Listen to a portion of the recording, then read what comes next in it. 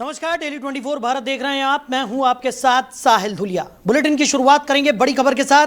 वहीं अंतर्राष्ट्रीय drug network से जुड़े कुख्यात अपराधी और दाऊद इब्राहिम के करीबी सलीम डोला को लेकर बड़ी जानकारी सामने आई है।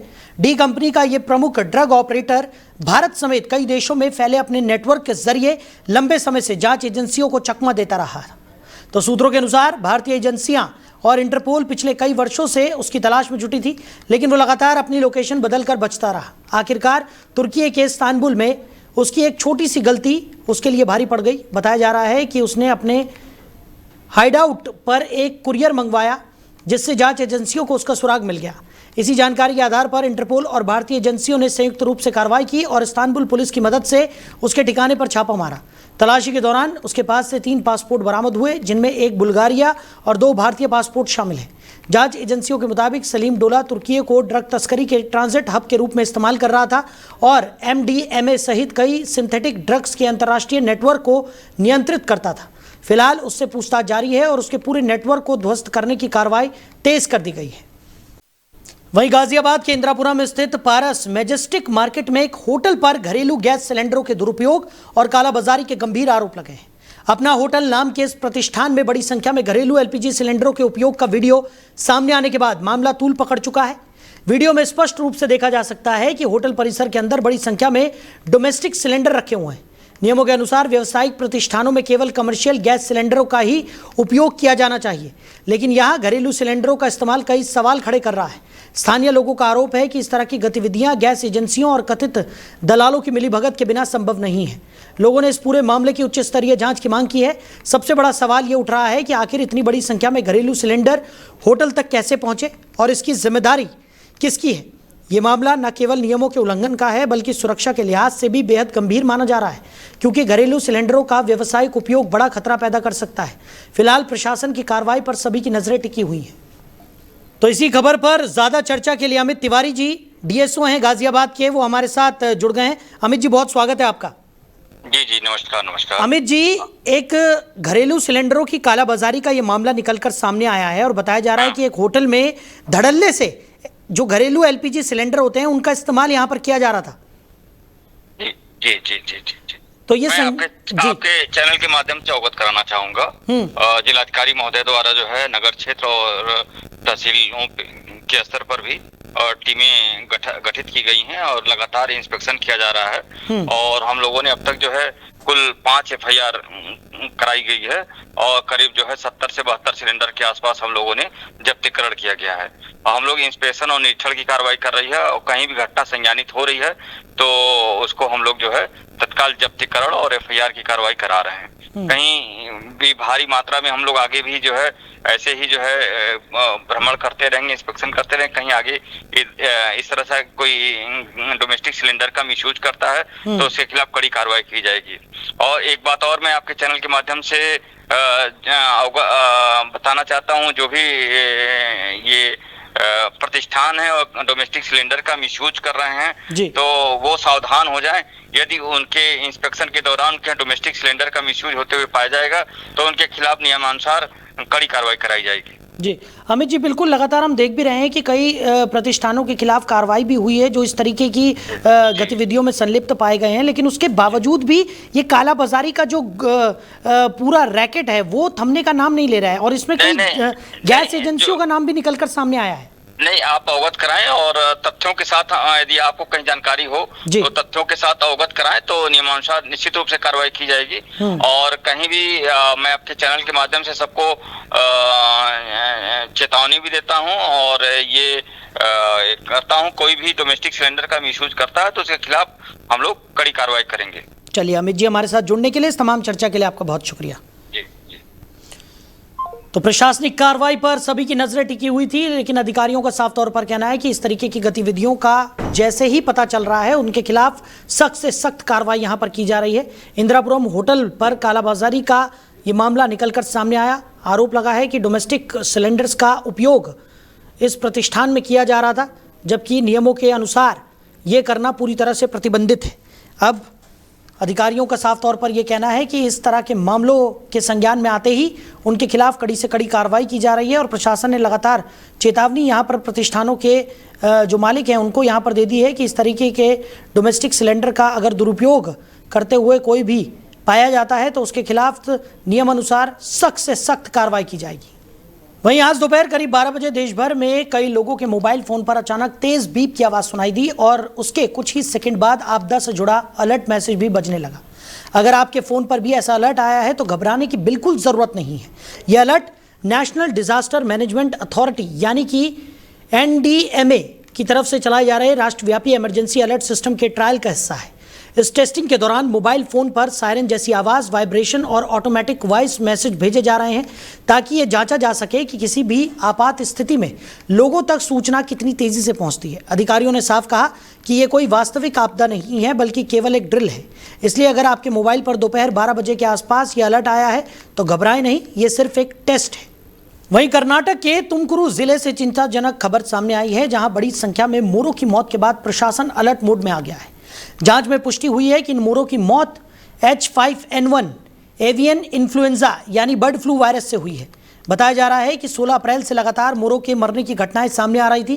खेतों और खुले इलाकों में मृत मोर मिलने के बाद उनके सैंपल जांच के लिए Indian council of agricultural research के उच्च सुरक्षा पशु रोग संस्थान भेजे गए थे, जहां रिपोर्ट में संक्रमण की पुष्टि हुई।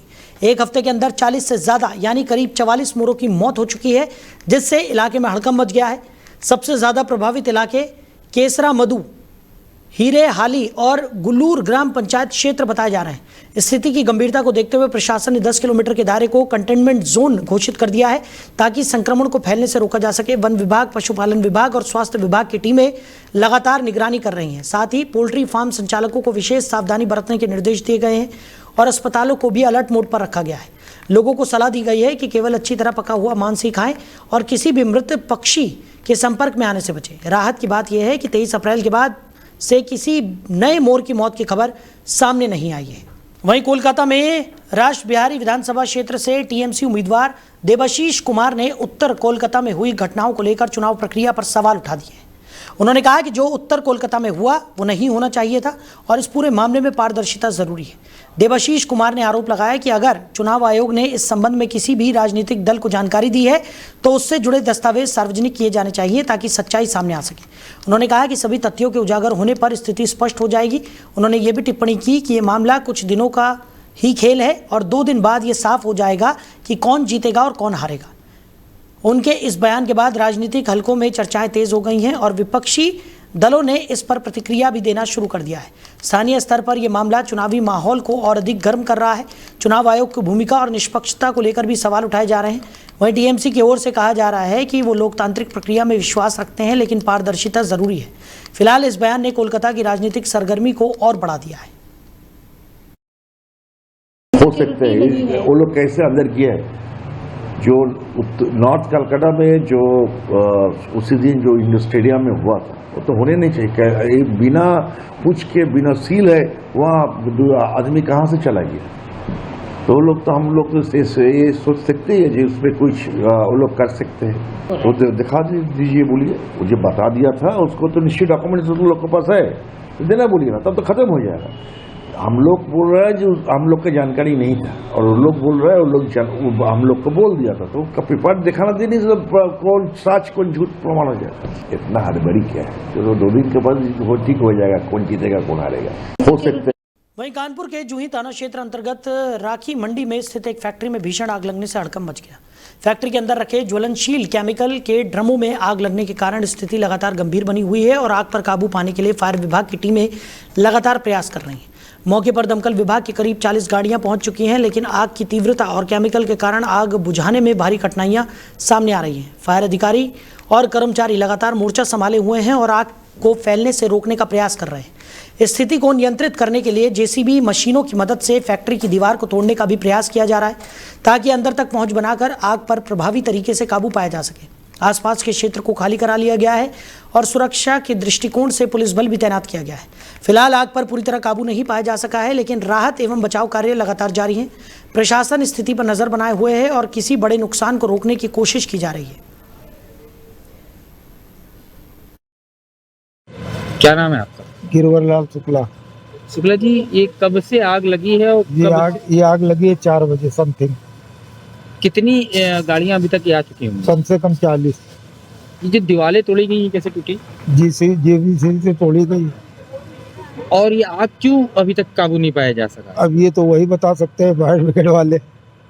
अच्छा, आग लगने का कारण क्या? आग लगने का कारण ये कि 3 दिन से ऊपर बिल्डिंग हो रही थी। जी जी। मना भी किया कि लेबरों को कि नीचे चिंगारी गिर रही जी। है, नहीं माने। हाँ। आज वो उसने थोड़ा सा ऊपर ही पकड़ा और फिर वो पूरी छा गई। अच्छा, कब से ये लगातार आग जल बुझ रही है? ये 4 बजे से। क्या बुझ चुकी है? एक बार कभी बुझी नहीं भी है? नहीं बुझी नहीं, जितनी आप देख रहे हो बिल्कुल ये लास्ट पोजीशन है अब। ये लास्ट पोजीशन? हाँ, ये लास्ट पोजीशन है। बाकी बेर बेर उठी है और यहाँ इसके अंदर थिनर रखे थे। हाँ। 40-50 ड्रम। थिनर? उस थिनर की वजह से आग, और प्लास्टिक का टोटल सामान था। आपका यहाँ पे किस चीज का? ये भैया बोरी का हमारा कारखाना है। आपका भी कुछ नुकसान नहीं? हमारा बाहर ही कम से कम 50,000 का कल ही माल आया था। अंदर का भी देखा नहीं, अंदर भी कम से कम 1,50,000 का नुकसान है। स्ट्रक्चर जो टूटा फूटा कोई हुआ बड़े है। अधिकारी आए थे? नहीं, कोई बड़े अधिकारी नहीं, फायर ब्रिगेड के बड़े अधिकारी शर्मा जी आए थे। ये आग लगी है कम से कम 6-7 घंटे हो चुके हैं, अभी तक आग में काबू नहीं पाया गया है। क्या लग रहा है कि कितनी गाड़ियां लग चुकी हैं अभी तक? 40 से 42 गाड़ी लग चुकी हैं और उसके बाद भी काबू नहीं पाया जा रहा है। उसके बाद गाड़ियां मंगाई जा रही है। ये फैक्ट्री की जो दीवारें टूटी हुई है, कैसे? ये तोड़ के अंदर आग बुझाने के कैसे लिए तोड़ी थी? ये हथौड़े से तोड़ी है। फायर ब्रिगेड वालों ने तोड़ के अंदर आग बुझाने का इंतजाम किया है। कोई जनहानि तो नहीं है? जनहानि नहीं है। नुकसान कितने का हुआ बोले आपका और आपके? हमारा नुकसान कम से कम 1.5-2 लाख रुपए का हमारा नुकसान। बगल वाले ने, अब उसका क्या नुकसान वो बताएगा। वो लोग यहाँ हैं जिनकी फैक्ट्री है? अब वो लोग फरार है सब। उनकी गणित क्या है वो लोग जाने। वहीं गोंडा से एक बड़ी रेल घटना सामने आई है, जहां मालगाड़ी ट्रेन 2 हिस्सों में बंट गई। अयोध्या कटरा से मनकापुर जा रही मालगाड़ी के 59 डिब्बों में से 10 डब्बे हौज पाइप फटने के कारण इंजन से अलग हो गए। ये घटना नवाबगंज स्टेशन से कुछ दूरी पर टिकरी रेलवे क्रॉसिंग 12C के पास हुई, जिससे रेल मार्ग पर कुछ समय के लिए अफरा तफरी मच गई। जानकारी के अनुसार जब ट्रेन चल रही थी तभी अचानक हौज पाइप फट गया, जिससे डिब्बों में ब्रेक सिस्टम का संपर्क टूट गया और इंजन से लगभग 100 मीटर आगे 10 डिब्बे अलग हो गए। स्थिति को भांपते हुए लोको पायलट ने तुरंत इमरजेंसी ब्रेक लगाकर ट्रेन को रोका, जिससे एक बड़ा हादसा टल गया। रेलवे कर्मचारियों की तत्परता से लगभग आधे घंटे में तकनीकी मरम्मत कर हौज पाइप को जोड़ा गया और ट्रेन को फिर से रवाना कर दिया गया। घटना के दौरान किसी प्रकार की जनहानि की सूचना नहीं है, लेकिन मालगाड़ी के अलग होने से कुछ समय के लिए रेल संचालन प्रभावित रहा। रेलवे विभाग ने मामले की जांच के आदेश दे दिए हैं ताकि तकनीकी खामी के कारणों का पता लगाया जा सके और भविष्य में ऐसी घटनाओं की पुनरावृत्ति को रोका जा सके। वहीं बदायूं जनपद की दातागंज तहसील क्षेत्र के ग्राम जमालपुर में जमीनी कब्जे को लेकर बड़ा विवाद सामने आया है। आरोप है कि वर्ष 1965 के एक बेनामे को गलत ठहराकर भूमि पर अवैध कब्जे की कोशिश की जा रही है। पीड़ित ठाकुर भूरे सिंह ने अपनी जमीन पर जबरन कब्जे का आरोप लगाते हुए प्रशासनिक तंत्र पर गंभीर सवाल खड़े किए हैं। पीड़ित का कहना है कि वो कई बार संबंधित अधिकारियों और पुलिस से शिकायत कर चुका है, लेकिन हर बार उसे टाल दिया गया और नेताओं के पास भेज दिया गया। इससे परेशान होकर उसने पूर्व में तैनात रहे उपजिलाधिकारी धर्मेंद्र सिंह और क्षेत्रीय विधायक पर भी गंभीर आरोप लगाए हैं। भूरे सिंह ने बताया कि लगातार सुनवाई न होने के कारण उसे मजबूर होकर न्यायालय का दरवाजा खटखटाना पड़ा है। उसने कोर्ट में प्रार्थना पत्र देकर जमीन की निष्पक्ष जांच कराने और अपने स्वामित्व अधिकार की रक्षा की मांग की है। इस मामले के सामने आने के बाद गांव में भी चर्चाएं तेज हो गई हैं। अब सभी की नज़र इस बात पर टिकी है कि न्यायालय और प्रशासन इस विवाद पर क्या रुख अपनाते हैं और पीड़ित को कब तक न्याय मिल पाता है। वहीं रामनगरी अयोध्या के पूरा ब्लॉक में मेधावी छात्रों के सम्मान का कार्यक्रम आयोजित किया गया। इस अवसर पर समाज सेवी सुरेश यादव ने दीनदयाल इंटर कॉलेज के छात्र शिवा निषाद को सम्मानित किया, जिन्होंने अपने उत्कृष्ट शैक्षणिक प्रदर्शन से क्षेत्र का नाम रोशन किया। कार्यक्रम के दौरान सुरेश यादव ने छात्रों को शुभकामनाएं दी और उनके उज्जवल भविष्य की कामना की। उन्होंने कहा कि समाज सेवी संस्थान मेधावी छात्रों की शिक्षा में हर संभव सहयोग प्रदान करेगी और उनके आगे की पढ़ाई का खर्च भी वहन किया जाएगा। उन्होंने कहा कि ऐसे प्रतिभाशाली छात्र आगे चलकर IAS, PCS जैसे पदों पर पहुंचकर देश और जिले का नाम रोशन करेंगे। उन्होंने ये भी कहा कि समाज सेवी संस्थान शिक्षा को बढ़ावा देने के लिए लगातार कार्य कर रही है। गरीब और ज़रूरतमंद बच्चों की पढ़ाई में मदद करना उनका प्रमुख उद्देश्य है। फीस से लेकर शैक्षणिक खर्च तक संस्थान हर संभव सहायता उपलब्ध कराती है। इस अवसर पर संस्थान के कई कार्यकर्ता भी मौजूद रहे और उन्होंने मेधावी छात्रों को प्रोत्साहित किया। कार्यक्रम में शिक्षा के प्रति जागरूकता फैलाने और समाज में प्रतिभा को आगे बढ़ाने पर विशेष जोर दिया गया। आप किस स्कूल से आए हैं और अब आपकी प्रथम रैंक है ना स्कूल में, क्या कहेंगे आप? नेताजी आप सम्मानित किए। पहले तो मैं नेताजी को मैं बहुत बहुत धन्यवाद कहना चाहूँगा। मेरा नाम शिवा निषाद है, मैं रोशन नगर गाँव से बिलोंग करता हूँ और मेरा ब्लॉक पूरा है। मेरे स्कूल का नाम दीनदयाल इंटर कॉलेज दामोदरपुर बाकरंग अयोध्या है। मेरे स्कूल में मेरी प्रथम रैंक है, मेरा नंबर है 547, मतलब कि 91.03%। देखिए, मैं पूरे जनपद में जितने भी हाई स्कूल या इंटर में अच्छा अंक लेकर के जो है आए हैं, उनको हमारी समाज सेवी संस्था की तरफ से हम लोग उनको सम्मानित करने का काम कर रहे हैं। ये शिवा निषाद जी हैं, ये हाई स्कूल में अच्छे अंक लेकर आए हैं और मैं चाहता हूं कि हमारे संस्था की तरफ से जो भी खर्चा होगा हम लोग खर्चा उठाने का काम करेंगे। इनको चाहेंगे IAS IPS बने, जो है हमारे जिले का नाम रोशन करें और आगे बढ़ें। यही हमारी संस्था की तरफ से इनको मैं शुभकामनाएं देता हूं और सम्मानित करने का काम हमारी संस्था के लोग कर रहे हैं। देखिए, मैं बच्चों को सम्मानित करने का काम कर रहा हूं कि हमारे जनपद के बच्चे बड़े पैमाने पर डॉक्टर IPS इंजीनियर बने, यही हमारी तरफ से शुभकामनाएं हैं। मैं जनपद में जो है बच्चों का हौसला बढ़ाने के लिए इस जनपद में कई हजार साइकिल बांटने का मैं काम किया हूं, जिससे शिक्षा जो गरीब परिवार से आते हैं कहीं शिक्षा में दिक्कत ना होने पावे, स्कूल जाने आने में दिक्कत ना होने पावे, इसलिए हम लोग बड़े पैमाने पर दीन दुखी गरीबों के लिए काम कर रहे हैं। कैसे गरीब परिवार के बच्चे जो है आगे बढ़े। वहीं अयोध्या में पुलिस प्रशासन ने बड़ा फेरबदल करते हुए 27 उप निरीक्षकों और 24 चौकी इंचार्जों के कार्यक्षेत्र में बदलाव कर दिया है। वरिष्ठ पुलिस अधीक्षक डॉक्टर गौरव ग्रोवर ने यह प्रशासनिक आदेश जारी किया। इस बदलाव के तहत कई महत्वपूर्ण चौकियों और थानों में नए अधिकारियों की तैनाती की गई। इस क्रम में चौकी इंचार्ज धर्मेंद्र मिश्रा को रिलीव किया गया है। वहीं अशोक कुमार को सिविल लाइन चौकी, संजय कुमार यादव को नवीन मंडी, आलोक कुमार को रामनगर और आशीष सिंह को शहादतगंज चौकी इंचार्ज बनाया गया है। इसके अलावा बुद्धिमान सिंह, शिवेंद्र पाल, अभिषेक सिंह, अमरेंद्र प्रताप सिंह, विपिन श्रीवास्तव और अन्य कई अधिकारियों को विभिन्न चौकियों की जिम्मेदारी सौंपी गई है। प्रशांत शर्मा को सिविल कोर्ट चौकी, चंद्रमोहन शुक्ला को रिकाबगंज, रवि कुमार शर्मा को नयागंज, राणा दिग्विजय सिंह को हैरिंगटनगंज और आशीष सिंह को अलीगढ़ चौकी का इंचार्ज बनाया गया है। इसके साथ ही ब्रिजेंद्र नाथ मिश्रा को खंडासा चौकी की जिम्मेदारी दी गई है। पुलिस विभाग के इस बड़े फेरबदल का उद्देश्य कानून व्यवस्था को और अधिक सुदृढ़ बनाना और क्षेत्रीय निगरानी को प्रभावी करना बताया जा रहा है। नए अधिकारियों से बेहतर पुलिसिंग की उम्मीद भी जताई जा रही है। वहीं सहारनपुर की शाकंभरी रेंज में वन्यजीव संरक्षण व्यवस्था पर गंभीर सवाल खड़े हो गए हैं। ग्राम कोठड़ी के जंगलों में शिकारियों के सक्रिय होने का सनसनीखेज मामला सामने आया है, जहां हथियार लहराते हुए खुलेआम शिकार की घटनाएं कैमरे में कैद हुई हैं।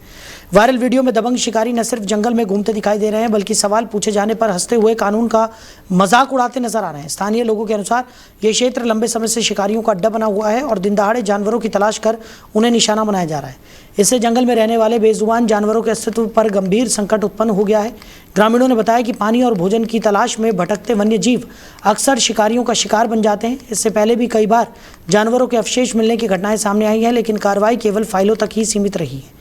इस पूरे मामले में वन विभाग की चुप्पी पर भी सवाल उठ रहे हैं। स्थानीय लोग आरोप लगा रहे हैं कि विभाग की लापरवाही या मिलीभगत के कारण शिकारी बेखौफ होकर सक्रिय हैं। अब बड़ा सवाल यह है कि आखिर प्रशासन की नींद कब टूटेगी और वन्य जीवों की सुरक्षा कब सुनिश्चित की जाएगी। वहीं पूर्वोत्तर राज्य मिजोरम से एक बेहद चौंकाने वाला फर्जीवाड़ा सामने आया है, जिसने जेल और न्यायिक व्यवस्था पर गंभीर सवाल खड़े कर दिए हैं।